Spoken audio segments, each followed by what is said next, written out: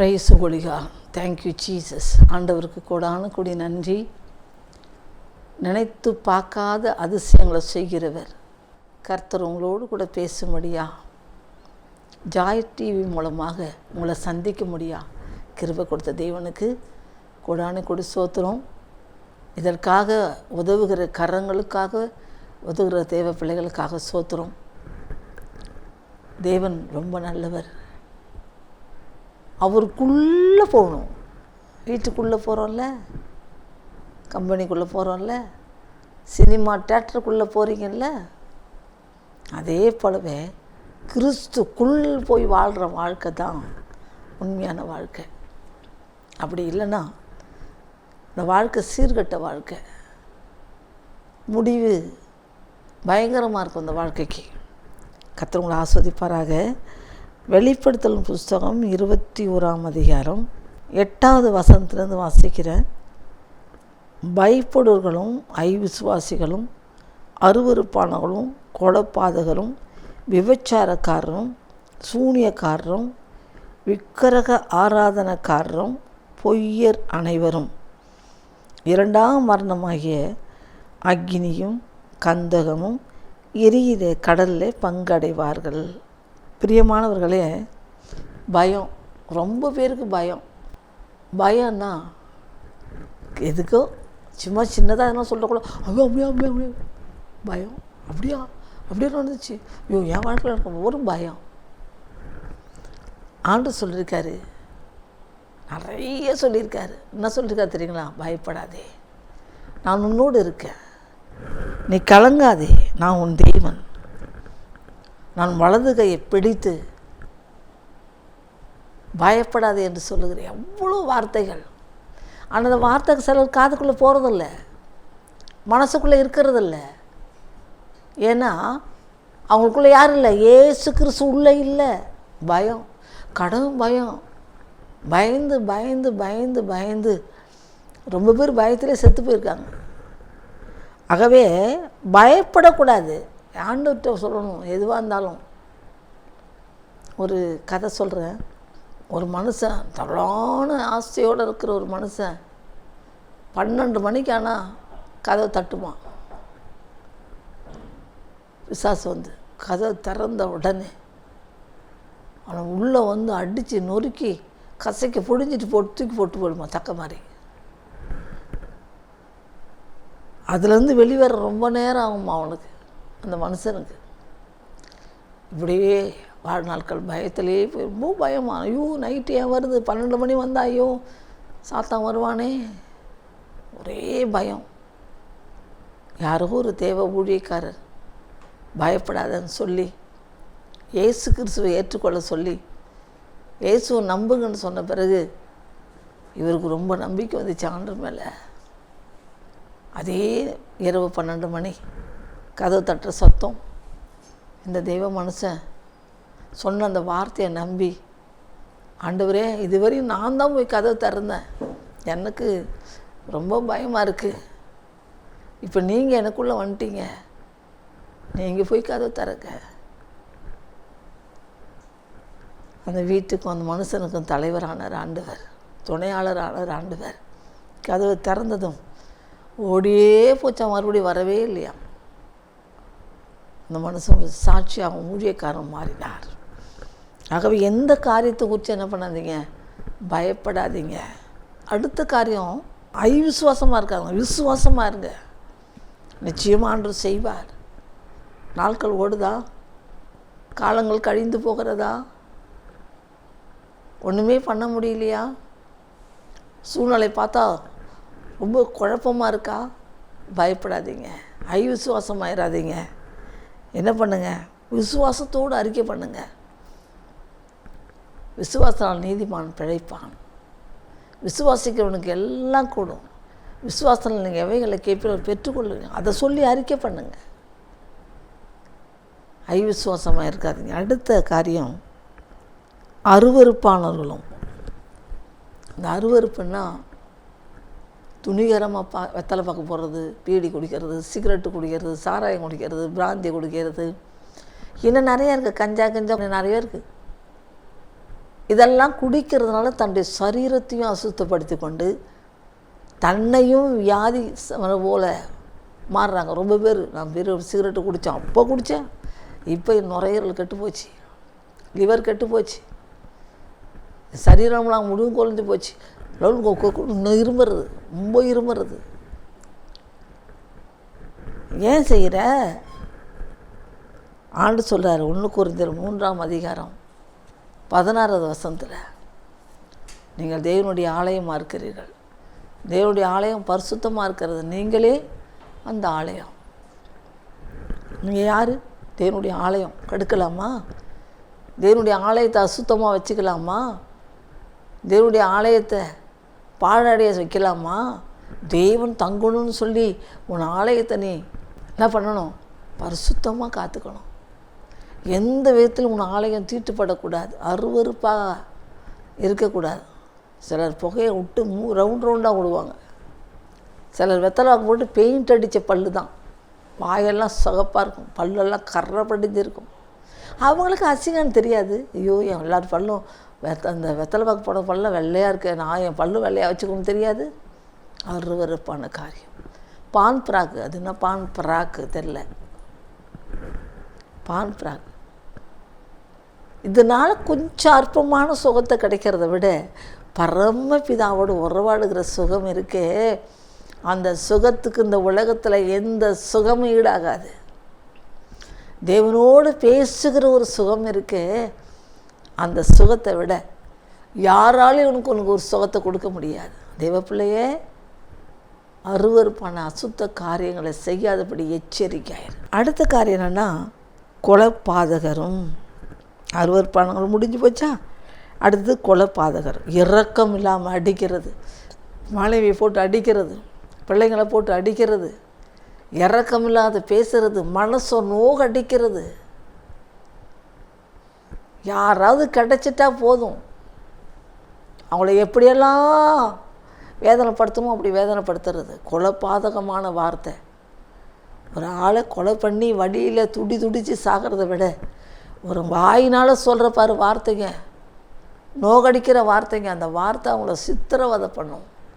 இப்படி சொல்லிட்டாங்களே, எப்படி சொல்லிட்டானே, இப்படி சொல்லிட்டாலே, இப்படி சொல்லிட்டாங்களே அப்படின்னு சொல்லி அந்த இருதயத்தில் படுகிற வேதனை இருக்க, அதுதான் கொலைக்கு சமமான வார்த்தை. கொலைபாதகர். அழகான அந்த வசனம் இருக்குது, கொலைபாதகர். இரக்கம் இல்லாதவர்களுக்கு தான் கொலைபாதகர், அன்பு இல்லாதவங்களுக்கு தான் கொலைபாதகர், அரக்கத்தனம் வாழ்கிறவங்களுக்கு தான் கொலைபாதகர். அவங்களே அவங்கள நேசிக்க மாட்டாங்க, மற்றவங்கள எப்படி நேசிப்பாங்க? எல்லாரையும் நேசிக்கணும் தேவ பிள்ளைய. எல்லாரையும் நேசிக்க முடியலையா? நீ மனுஷனை வாழ்கிறதுக்கு லாய்க்கே இல்லை. மிருகம் கூட நேசிக்குது. ஒரு நாள் ஒரு பிஸ்கட் ஒரு நாய்க்கு போட்டேன், 4 நாள் இந்த பக்கமும் அந்த பக்கம் ஓடிச்சு, யாருமே என்னன்னு கண்டுக்கல. யார் வீட்லேயோ நல்லா வளர்த்துருக்காங்க, வசதியானவங்க வளர்த்துருக்காங்க. எனக்கு தெரியல, பாவம்னு பார்த்தேன். ஐயோ 4 நாளாக போகுது, தண்ணி கூட குடிக்கல அந்த நாய். யாருமே என்னன்னு பார்க்கலையே, அது பயப்படுது, வான்னு கூட்டம் வரமாட்டேங்குது. தூரமாக நின்று மறைஞ்சி நின்று ஒரு 4 பிஸ்கட்டு தூக்கி போட்டேன். அது சாப்பிட்ட உடனே முழு பாக்கெட்டையும் போட்டேன். 4 நாள் ஆச்சு சாப்பிட்டோம். தண்ணி கொண்டு மறைவ வச்ச குடிச்சிது, அவ்வளோதாங்க நின்று போச்சு. என் வீட்டிலே நின்று போகிறது இல்லாமல் சாப்பிட்டியாடா அப்படின்னு கேட்டேன். நொல்லுன்னு என்னை பிடிச்சி கடிச்சிச்சு. பார்த்தீங்களா, மிருகத்து மேலே ஒரு அன்பு கெடுத்து செலுத்த முடியா, ஆதரிக்க முடியா கர்த்தர் கிருபை செய்தார். அது கட்டி போட்டு வளர்த்துருக்காங்க, எனக்கு தெரியல. இன்றைக்கி என் வீட்டில் தான் இருக்குது அந்த நாய். ரொம்ப கேர்ஃபுல்லான ஒரு நாய். என் பொருளை யாரும் தொடக்கூடாது, தொட்டால் கடிக்க போயிடும். சும்மா வந்தால் போனால் சும்மா இருக்கும். ஆகவே கொலைபாதகம், யார் மேலே இறக்கம் காட்டாத ஒரு தன்மை, யாரையும் நேசிக்க முடியாத மனசு. சில மூஞ்சை பார்த்திங்கன்னா கடுகு போட்டால் படன்னு புரிஞ்சிடும். ஏன் சிரிச்ச முகமாக தான் இறேன், என்ன குறைஞ்சி போகுது? மூஞ்சை பார்த்தாலே ஐயோ மற்றவங்களுக்கு கோபம் வரும். என்ன இந்த மூஞ்சி பிடிச்சிருக்கு? இந்த உலகத்தில் வாழ போகிறது கொஞ்ச நாள் தான். அந்த கொஞ்ச நாளில் நீங்கள் என்ன பண்ணுங்கள், மற்றவங்களுக்கு பிரயோஜனமாக இருங்க. இல்லை உன் குடும்பத்துக்கு பிரயோஜனமாயிரு, உன் கணவனுக்கு உன் பிள்ளைகளுக்கு பிரயோஜனமாயிரு, உன் மனைவி பிள்ளைகளுக்கு பிரயோஜனமாயிரு. எப்போ பாரு கோபமாக இருக்காத. ஒரு 2 நாளைக்கு முன்னாடி ஒரு சாட்சி கேட்டேன். என்னை போலவே அந்த சாட்சி. அவ்வளோ கொடூரமான ஒரு புருஷன், பொண்டாட்டிக்கு விரோதமாக துரோகம் பண்ணுற புருஷன். துரோகம் பண்ணுறியா? கணவனுக்கு விரோதமாக துரோகம் பண்ணுறியா? ஐயோ அப்பா சாமி, அந்த காலத்து பாட்டாக பாடி காமிக்கிறேனே. நாடு நல்லா கிடந்தாலும் கிடக்கும், இப்போ நாகரீகம் வந்து தானே கெடுக்கும். நாடு நல்லா கிடந்தாலும் கிடக்கும், இப்போ நாகரீகம் வந்து தானே கெடுக்கும். அந்த கால பிள்ளைங்க 1-2 சொல்ல சொன்னா சொல்லுவாங்க அப்போ. எப்போ? அப்போ. இந்த கால பிள்ளைங்க 1-2 சொல்ல சொன்னா வாத்தியாரம் முறைக்கிறாங்க இப்போ. ஆமாங்க, வாத்தியாரம் முறைக்கிறாங்க இப்போ. நாடு நல்லா கிடந்தாலும் கிடக்கும், இப்போ நாகரீகம் வந்து தானே கெடுக்கும். கல்லானாலும் கணவன் புல்லானாலும் புருஷன் தொட்டு தொட்டு கும்பிட்டாங்க அப்போ. எப்போ? அப்போ. இந்த கால பொம்பளைங்க நீங்க நானும் ஒன்று காலால உதைக்கிறாங்க இப்போ, கையால அடிக்கிறாங்க இப்போ. ரொம்ப தப்போ? அல்லேலூயா. அப்படிதான் இருக்கு. பொம்பளைங்க இந்த ஆம்பளைங்களை படுத்துறாளுங்க பாடு சொல்லவே வேணாம். வேலைக்கும் போகணும், அவங்களே சமைக்கணும், அவங்களே வேலை செய்யணும். இது நல்லா டிவி பார்த்துன்னு ஃபோன் பார்த்துன்னு அதிகாரம் பண்ணிக்கிட்டு ஐயோ இப்படி ஒரு புருஷனை கொடுத்தாருன்னு கனப்படுத்துறதில்ல. மனைவி நல்லா சமைச்சு வைப்பாங்க, அவங்க சமையணும். டேய் நான் சமையல் சமைச்சேன், நான் உப்பு இல்லை காரம் இல்லை, இல்லாக்கிட்ட போட்டுமே செத்தா போயிடுவேன். சாப்பிடு பரவாயில்லன்னு இன்னும் குறைஞ்சா போயிடுவேன். என்கரேஜ் பண்ணணும். நல்லா பண்ணிங்க, நல்லா இருக்குது சாப்பாடு. மனைவி கையில் சாப்பிட்றது அவ்வளோ நல்லது. புருஷனை பத்திரமாக பார்த்துக்கணும். நீ லொல்லுன்னு குழைச்சிட்டு புருஷங்கிட்ட சண்டை போடுதுன்னா பார்த்து பார்த்து பார்த்து பார்ப்பாங்க. ஆம்பளைங்க அப்படியே தாயிடுவாங்க வேறு இடம். அது பிறகு அழுகுறது. என்கிட்ட நிறைய பேர் வந்துக்கிறாங்க. அது மாதிரி ஒரு பொண்ணு ரொம்ப கொடூரம், 2 சின்ன குழந்தைங்கள விட்டு ஓட்டான். காரணம் என்னென்னா ஒரு நைட்டு ஃபுல்லாக வெளியிலே நிற்க வச்சுக்கிறா. மிருகத்தனம், மிருகம். ஏ மிருகமே, உனக்கு தான் ஆவியான எச்சரிப்பான வார்த்தை சொல்கிறாரு. கோபமாக இருக்கா? என்ன கோபப்பட்டு பிரயோஜனம் இல்லை.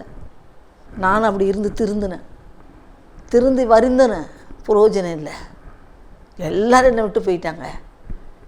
என்னை தேடி வந்த இயேசு தான் என்கிட்ட இருக்கார். அதனால தான் நீ அப்படி போயிடாத, உன் வாழ்க்கை அப்படி ஆகக்கூடாதுங்கிறதுனால தான் அனுபவம் பேசுது. தெரியல, எனக்கு தெரியாமல் அறியாமல் நான் செய்த காரியங்களெல்லாம் இன்றைக்கி ஆண்டவர் உன்ன மாதிரி நிறைய பேர் செஞ்சிட்ருக்காங்க. நீ திருந்திட்டல்ல, அவங்களுக்கு சொல்லு மகளே, ஒரு வேளை திருந்தினாங்கன்னா என் பரம ராஜ்யத்துக்கு வருவாங்க அப்படின்னு என்னோடு பேசினதுனால தான் இன்றைக்கி உங்களோட கடினமாக பேசுகிறேன். புருஷனை கேவலப்படுத்துறது, வாடா போடான்னு சொல்கிறது. அந்த காலத்தில் வேதத்தால் ஆதியாகமத்தில் வாசித்தீங்கன்னா சாராளம்மா ஆபிரகாமை சாமின்னு கூப்பிட்டாங்களாம், ஆண்டவரேன்னு கூப்பிட்டாங்களாம், ஆண்டவன் மாறுனாங்களாம். இன்றைக்கி அப்படியே சொல்கிறீங்க பொண்ணுங்களை, அப்படியே சொல்கிறீங்க பொம்பளையை, அப்படியே சொல்கிற. டேய் வாடான்னு பேர் சொல்லி கூப்பிட்ற. மரியாதை இல்லை. உனக்காக உழைச்சி சம்பாரித்து போகிறாங்க, தாலி கட்டினாங்கல்ல, உனக்கு மனைவியாக ஏற்றி ஒரு கௌரவம் கொடுத்தாங்கல்ல, உனக்கு மனைவி ஆனால நல்ல புருஷனாக நடந்துக்கிறியா? புருஷனுக்கு ஏற்ற லட்சணம் எதனா இருக்கா? வேலை எனக்கு வேலை, ஐ எம் பிஸி. உனக்கு சுகம் கொடுக்குற, உன்னை நேசிக்கிற மனைவியை முதல்ல நீ நேசிக்க கற்றுக்கோ. அடுத்த முண்டாட்டியை நேசிக்காத. அடுத்த முண்டாட்டி வார்த்தை கேட்டு மனைவியை கஷ்டப்படுத்தாத. ஆண்டவர் கணக்கில் எழுதி வச்சுப்பார். நீ என்னெல்லாம் பண்ணி எல்லாம் ரெஸ்ட்டு பரலோகத்துக்கு போயிடும். ஏன்னா நீ நியாயத்தரப்பில் நிற்கணும், நரகத்துக்கு போகணும். ஜாக்கிரதையாக இருந்து மனம் திரும்ப. மற்றவங்க பேச்சை கேட்காத, உன் மனைவி வார்த்தை கேளு. ஆதியாகமத்தை 1, 2, 3 அதிகாரத்தை வாசித்து பார்த்தா அதில் இருக்குது. ஆபிரகாம் தன் 2வது மனைவி ஆகாரை அனுப்பிவிட முடியா? சாரால் அவங்க சொல்கிறாங்க, அழுகுறாரு. ஐயோ நான் புள்ள இல்லாமல் இருந்தேனே, எனக்கு இஸ்மாயில் புள்ள கொடுத்தாரு அப்படின்னு அழுகுறாரு. ஆண்டு சொல்கிறாரு, ஆபிரகாமே உன் மனைவியுடைய வார்த்தையை கேளு. மனைவி வார்த்தை, நல்ல மனைவியே சொல்கிறான். நான் கெட்டு போகிற மனைவியில் நிறைய பேர் இருக்காங்க சொல்ல. உன் நல்ல மனைவி, உனக்கு நம்பிக்கை விட்டுக்கிற மனைவி, உனக்கு பலனா அந்த இடனா இருக்கிற மனைவி சொல்கிறது அப்படியே கேளுங்க. உங்கள் வாழ்க்கை உயர்ந்து கொண்டே போகும். நீங்கள் ஒரு நாளும் கெட்டு போக மாட்டீங்க, ஒரு நாளும் தாழ்ந்து போக மாட்டீங்க. கர்த்தருக்கு மகிமை உண்டாகட்டும்.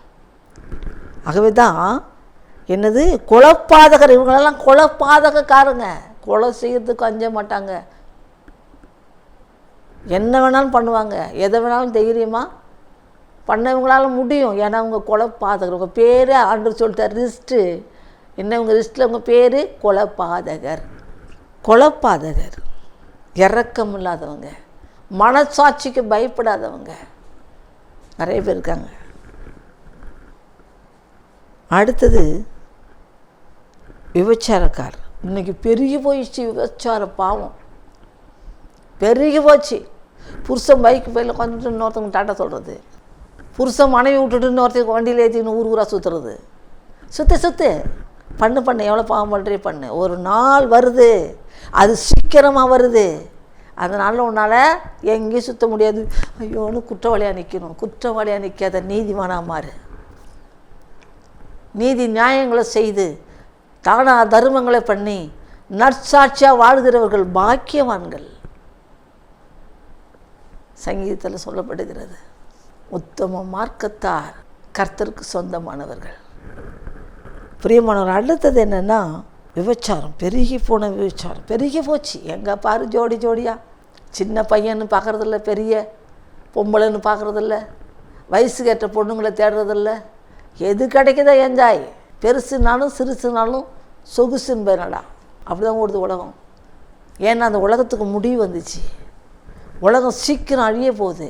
இயேசுக்கு சீக்கிரம் வரப்போகிறாரு. அதனால தான் என்ன மாதிரி எல்லாரையும் எழுப்பி விட்டார்னா ஓரளவாவது யாருன்னா திருந்துவாங்க. சபைகளில் என்ன மாதிரி எழுப்புதல் வார்த்தை வரணும். சுசேஷ கூட்டங்களில் அப்படி பார்த்த வார்த்தை வரணும். கடந்த மாதத்தில் என் வீட்டில் எங்கள் ஊரில் ஒரு மீட்டிங் நடந்துச்சு.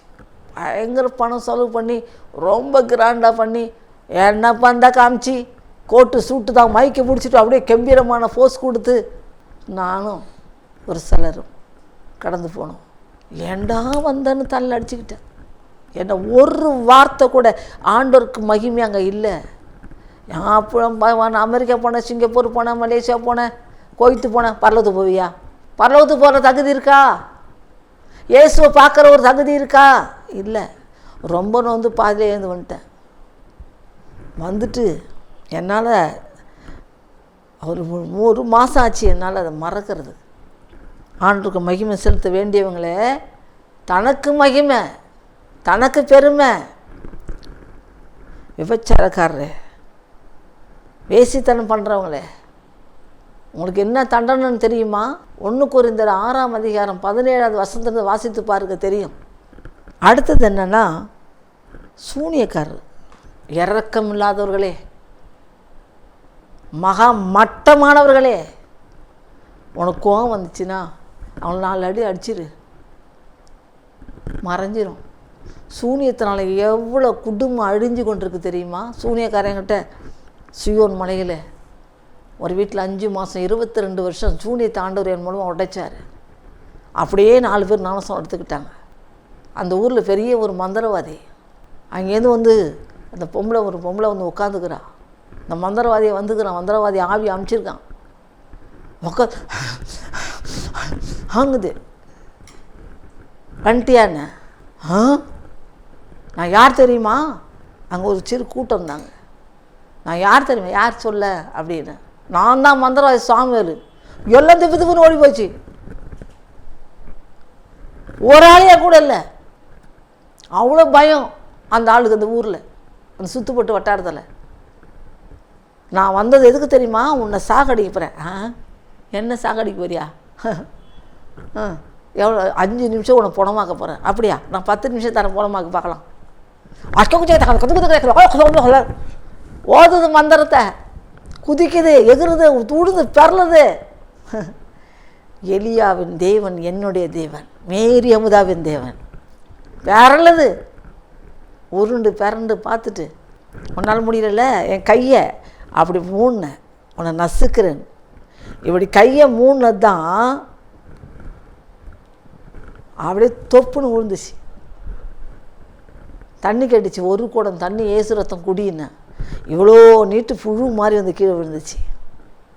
அந்த ஊரில் அந்த மந்திரவாதி அடுத்த வாட்டி வந்தான், இந்த தயவு செய்து ஊரை விட்டு போயிடு, இந்த ஊரில் தான் நான் பிழைக்கிறேன், எத்தனையோ பேரை சாவடிச்சிட்டேன், என்னால் ஒன்றும் பண்ண முடியல, தயவு செய்து போடுச்சு. அடுத்த வாட்டி என்ன சொல்லிச்சேன், நான் போன காரை கூட ஆச்சரியம் பண்ணிச்சேன் தாவி. அந்த காரே பாதியாக கிழிஞ்சு போச்சு. ஆனால் எங்கள் காருக்குள்ளே அந்த 5 பேருக்கு ஒன்றுமே ஆகலை. சர்வ வல்லமுள்ளவரின் அடைக்கலமான சூனியக்காரனே, சூனியக்காரியே, சூனியத்தில் அழிச்சு நான் நினைக்கிற உன்னை கர்த்தர் சந்திப்பார் சீக்கிரமா. கர்த்தருக்கு முன்னாடி உன்னால் நிற்க முடியாது. எத்தனை குடும்பங்கள் கடைசியில் அந்த ஊரை விட்டு வரும்போது எத்தனையோ குடும்பம், அவனுக்கு எடுத்து சாவடித்தேன், இவனை சாவடித்தேன், அவனை சாவடித்தேன், இவனு பெரிய ஆள்லாம் சாவடித்தேன். எத்தனை பேர் வேணால் சாவடிக்கலாம். கர்த்தரை நம்பி இருக்கிற ஒருத்தரை கூட ஒரு முடியை கூட உன்னால் எடுக்க முடியாது. ஒருத்தர் ஒன்றும் பண்ண முடியாது. தேவனுக்கு மகிமை உண்டாகட்டும். சூனியத்தை நான் அழிச்சிடான்னு பார்க்குறியா? சூனியத்தில் கொண்டுலான்னு பார்க்குறியா? எவ்வளோ நாளைக்கு பார்ப்ப இந்த வேலை? நீ சாகிற வரையாம்மா? சாகிற வரையும் பார்ப்பியா? பொல்லாதவனே, பொல்லாதவளே, சூனியக்காரியே, சூனியக்காரனே, கர்த்தர் உன்னை சந்திப்பாராக. அது சீக்கிரம் சந்திக்க போகிறார். உன் நிலைமை என்ன தெரியுமா? உன் முடிவு என்ன தெரியுமா? நீதிமொழி புஸ்தகம் 28ஆம் அதிகாரம் 10வது வசனம் சொல்கிறது, உத்தமர்களை மோசப்படுத்தி பொல்லாத வழியில் நடத்துகிறவன் தான் வெட்டின குழியிலே தானே விழுந்து அழிவான். தயவுசெய்து சூனியத்துக்கு போடாத. அதை விட பெரிய பாவம் உலகத்தில் எதுவுமே கிடையாது. நீ சூனியம் பண்ணி துடித்து சாகிறதும், பாதிக்கப்படுறதும், நஷ்டம் அடையிறதும், கஷ்டம் அடையிறதும், வியாதி வந்து வேதனை படுகிற எல்லாமே உன் தலை மேலே தான். எல்லாமே உன் தலை மேலே தான். ஆகவே சூனியத்தினால ஜெயிச்சிடலான்னு பார்க்காத. ஜெயிக்க முடியாது. எவ்வளோ நாளைக்கு ஜெயிப்ப? எத்தனை காலம் பூமியில் வாழ்வ? 100 வருஷம், 200 வருஷம், 300 வருஷம், 1000 வருஷம், 500 வருஷம் வாழ்வியா? இல்லை, உனக்கு ஒரு நாள் சாவு வரும். நீயும் மரணம் சந்திக்க வேண்டி வரும். Be careful. மந்திரம் பண்ணி மைய பண்ணி மயக்கலான்னு பார்க்குறிய? அவங்களை ஒன்றும் இல்லாத பண்ணிடலான்னு பார்க்குறேன். என் கர்த்தரை பிடிச்சு கொண்ட ஜனங்கள் உயர்ந்து கொண்டே இருப்பார்கள். கர்த்தரை நம்புகிற ஜாதிகள் ஆஸ்வதிக்கப்படுவார்கள். அவர்கள் விரோதமாக எத்தனை விதமான மந்திரம் பண்ணாலும் பலிக்காது. நீ தான் பணம் செலவு பண்ணணும், நீ தான் பணம் செலவு பண்ணணும். பணம் செலவு பண்ணி ஒன்றும் ஆகலையே உன் கண்ணுக்கு முன்னாடி ஆண்டவர் உயர்த்தி கனப்படுத்தி ஆஸ்வதித்து மேன்மையாக வைக்கிற தேவன் சர்வ வல்லம் உள்ளவர். அவருடைய பிள்ளைங்களுக்கு தொந்தரவு பண்ணாத, அவங்க ஊழியங்களுக்கு தொந்தரவு பண்ணாத. ஆகவே சூனியக்காரர், விக்கிரக ஆராதனைக்காரர், அதை குறித்து சொல்ல வேண்டாம் நினைக்கிறேன். இயேசு கிறிஸ்து என் பிள்ளை என்னையும் காப்பாற்றினார். ஆகவே சூனியத்தினால இன்றைக்கி எத்தனை குடும்பம் பாதிக்கப்பட்டு என்கிட்ட வந்திருக்காங்க. எனக்கு மட்டும் தேவையில்லாமல் சூனியம் பண்ணுறாங்க. எனக்கு சிரிப்பு தான் வரும்.